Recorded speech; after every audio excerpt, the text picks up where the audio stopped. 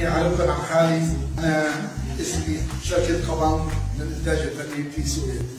عارف اني سوريا دلوقتي مريضه، بس مريضه دلوقتي، بس مش حترجع تاني ان شاء الله. وزي اي بلد عربيه المريضه كمان مش حيموتوا زي اخوتنا العربيين، كمان حيصحوا الطيب وتصير بلد عظيمه جدا. انا مبسوط جدا جدا جدا، وان شاء الله نحن زي اعمال كلها مشتركه، العرب كلها مع بعضنا، عشان نحن لما نحط ايدينا بايدين بعضنا نحن اقوى ناس بالعالم. وهلا في عندنا عمل، سوينا عمل عن وضع بسوريا، عن وضع الارهاب اللي صار عندنا بسوريا، على هالارهاب الخطير اللي اجانا من برا مثل داعش وجبهه النصره وجبهه ما اعرفش ايه وما اعرفش ايه، الله ينعلهم كلهم. وان شاء الله هذا العمل حتشوفوه قبل رمضان، عشان احنا ما نسينا على رمضان.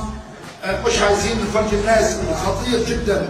شوف الخطر، شوف الناس بتقتل، شوف الاعضاء بتنباع للناس، شوف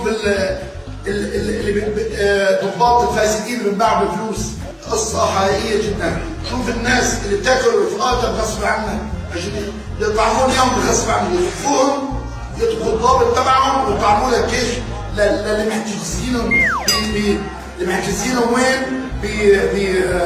بمستشفى الكدني في حلب. طعموا الناس رفقاتها، طبخوهم قدامهم وطعموهم يوم بغصب عنهم. يا حبيبي وبريد من كل الناس، وهو مدبلج ستي هون مشان نعرف الغرب ان هذه الحقيقه، هذا اللي انتم بعتوا لنا اياه ومشكلتهم كثير يقدر الشعب العربي وشعب سوريا وشعب العراق. هذا هو الله ينعلكم واحد واحد واحد. انا عم بحكي من قلبي بحاله القلب، وشكرا كثير لمصر ام الدنيا.